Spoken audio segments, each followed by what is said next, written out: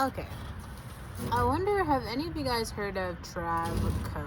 Now, I hadn't heard of TRAVACO, and a couple different things happened this week that I saw, but I didn't have enough information to make any of it make any sense. Now I feel like I've had enough time to kind of like look over it, and I at least more generally understand what's going on. So there's a few. Okay, so let's go back.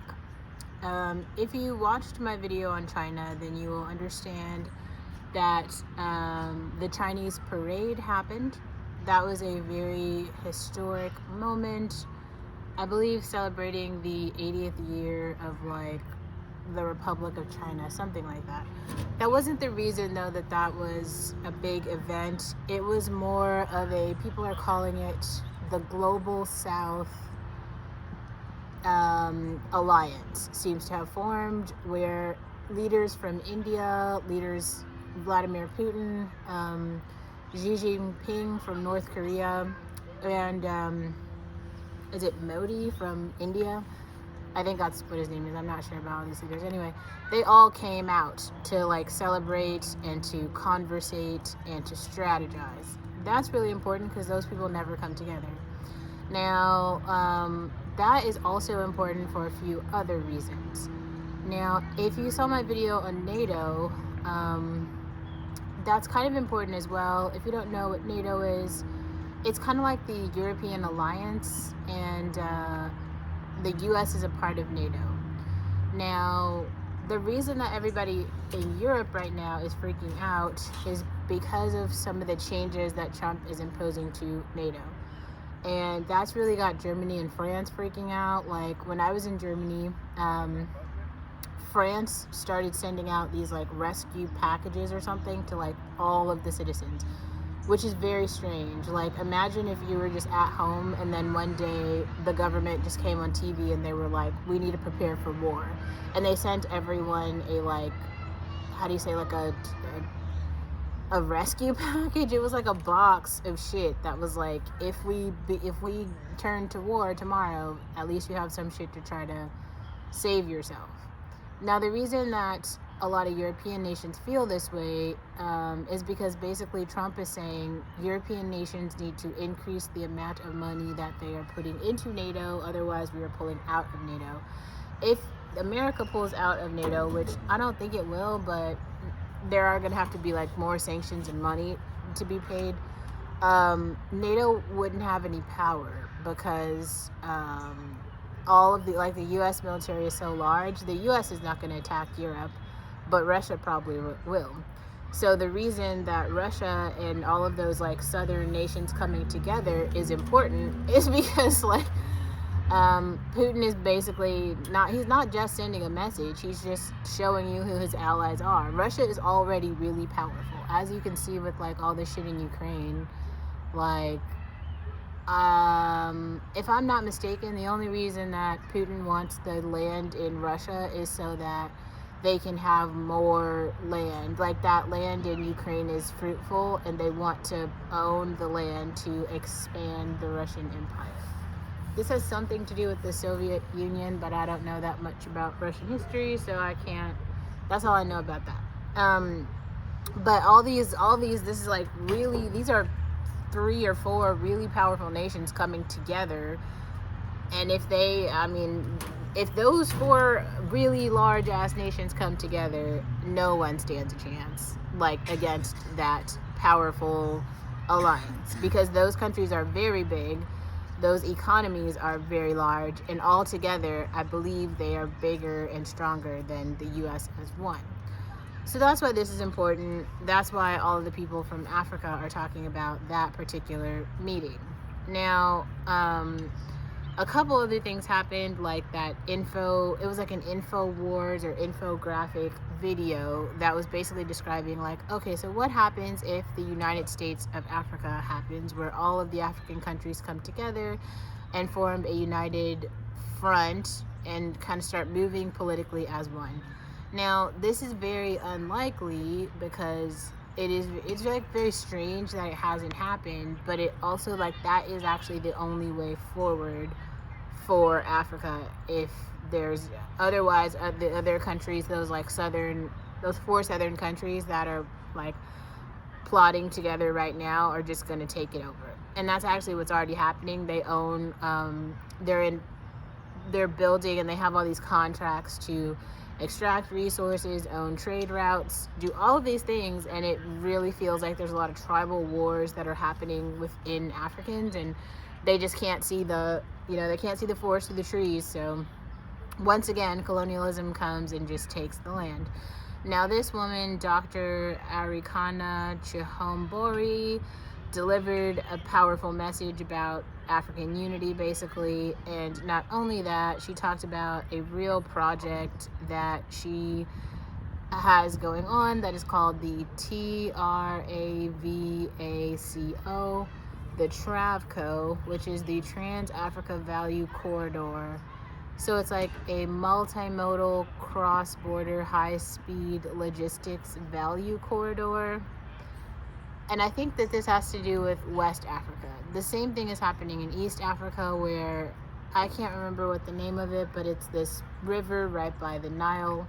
And all the Ethiopian diplomats, well, actually, there's other countries who wanted access to it, but it does feel like the prime minister or something of Ethiopia has made some deals and plans and plots to own the trade exports coming from that region.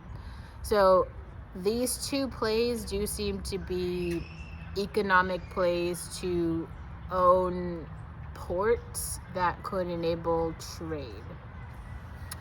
I see it, I hear it, that's all well and good. The bigger issue here, and actually this is what Lucas talked about. I've been going to Lucas's lives each night. I think they're very interesting. I think that they bring up a lot of topics. I haven't ever found an online space where there are so many adult black males in one space that are just talking about things.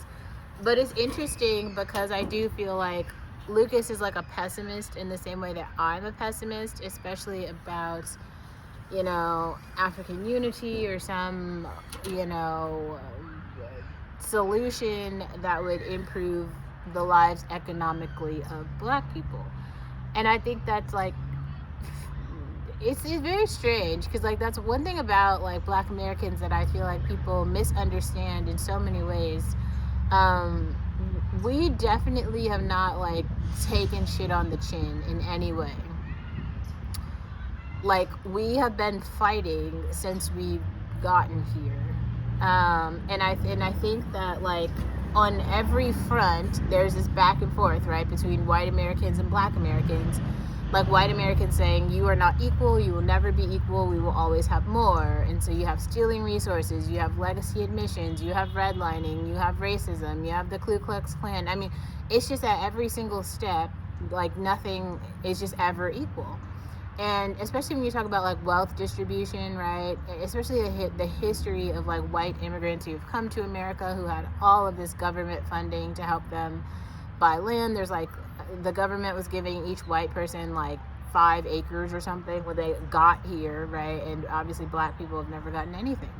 And then there's a pushback against remunerations or reparations. So like no black person has ever actually gotten any money for any of the suffering, and there doesn't seem to be any package in place to actually then remove or allow the Africans who were taken to just go back to their land. So it's like, okay, well, you just must be here forever and be like a second-class citizen forever. And I think that, especially as more black children are becoming adults, like I consider myself an adult, you start to see the reality of that, and you have to make some decisions about whether you want to stay in a country where you are a second-class citizen. Now, don't get me wrong, I understand the necessity of second-class citizenship in the country. Like, if all of the black people do leave, the country has another issue, because there are systems that have been built upon the subservientness of black people. So you need all the medications for all the people that are sick. You need all the prisons and the guards and the prison industrial complex for all the people who are dumb and in jail. You need all of it's like every problem that you need the social workers, right, to pretend to care about broken black families. Every problem, there is an industry, right, that is in place to work on these issues. Never solve them, but it's like white people need checks too. So that's the way that the system works here. Let's go back. So then I think there's something else that is very interesting about all of this, because now we have new players in kind of the conversation, right? We haven't had this many continental Africans in America who are kind of trying to live out, we'll call it the American dream. And in order for them to do that, there has to be like an America. Like you have to have an America here in order for them to be great, right? That's the issue. If Africans from Africa can come and be great, that means that black people in America could also have been great where they already are. So now you see both people kind of seeing both sides and being like, I don't fucking understand. I thought there was, but I thought you were, and you had this, but we had this, but wait. And these systems are doing this like tug of war, right? Now the bigger problem here is like, there's always been this internal conflict, right, between the Americans, and so the black people are under this impression that they can come and all of a sudden like racism will dissipate or something. No, it obviously isn't like that. And then especially as like less and less black Americans are born, well, now continental Africans are just going to take the brunt of we'll call it the racism load, right, that black Americans were front loading. But now it's just like, okay, so the new black people here are going to take it. And now we see like the Mexicans are taking some of it. The Asians are taking some of it. Like there's a long list, like a line of people who are going to take hits. And I think especially since more black women are just having a seat, right?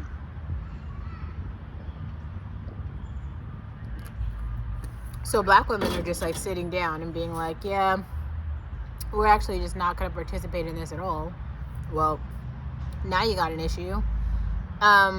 So like some there, I don't know. I have a lot of questions, and I just also want to say, check the description box for all of the videos that I watched to kind of try to understand this. If you're interested in this, go watch it for yourself.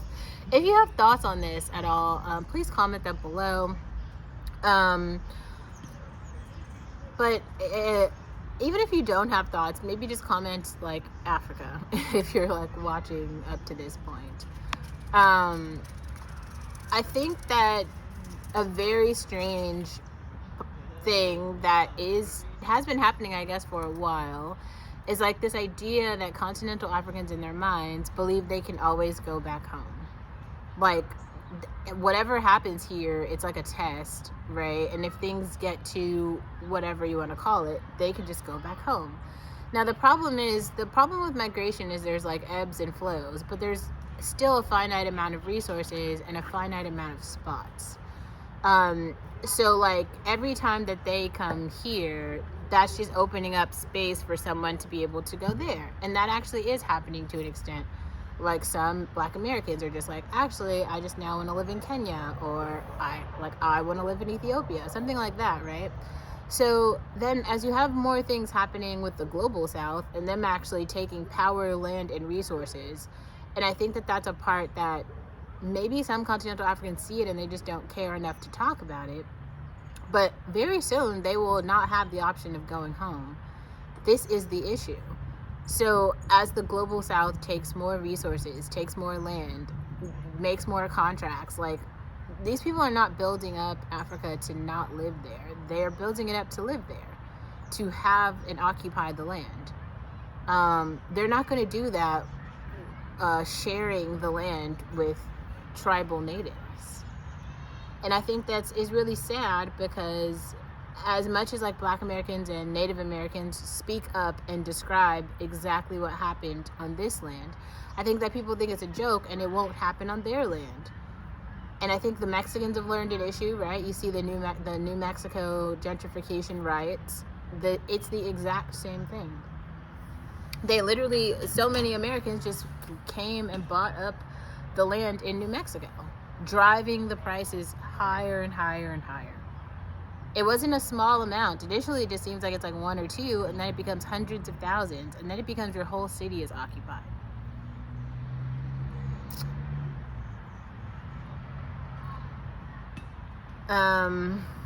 I think either black people as a whole are going to have to stand the fuck up and realize that you are black before you are anything else, and that Africa is the country for us currently, and we have to protect it and develop it and prevent others from coming in and taking it. That is the only way forward. And I also think it's very funny, this idea of like, I mean, I think that foundational Black Americans for the terms of reparations is a useful conversation. But for anything else, I think that it's fair to just call yourself like an African or like a black person, and we all kind of get what you're saying. But like, there won't be a point, and I think we're like really crossing this road of like I saw FD Signifier's like little snippet on black conservatives, and I guess like I didn't take it as totally true. Maybe like I had more questions. I kind of felt like, but there's some really good points. Like, I think that there's points about traditional family life that aren't necessarily just conservative, and I feel like that's what I'm starting to understand a little bit more. Like, traditional in a sense where you have like a mother and father and children, and like that is a family unit, and like that family unit should be respected. I agree with that, but I just feel it's kind of starting to seem like the politics outside of that are a little bit strange, because it does feel like there are conservatives, especially like the black ones, who don't understand that you're black before you are a conservative, whatever that means to you. And so when you're not being realistic about the issues that are impacting the black community as a community, it's like you're gaslighting yourself. And I think there's some idea that we're all gonna like believe you, and we're gonna like watch, and we're gonna be like accepting of that, and it's like it doesn't help whatever the community that it doesn't help the community. But it also doesn't make any sense. Yeah, I don't know. I'm gonna continue to try to like understand at least this issue and try to not really do anything about it, just more like understand the issue, right? And I think I'll write about that a little bit more. That's all I've got for now. I just wanted to introduce the concept because it was weird. Yeah.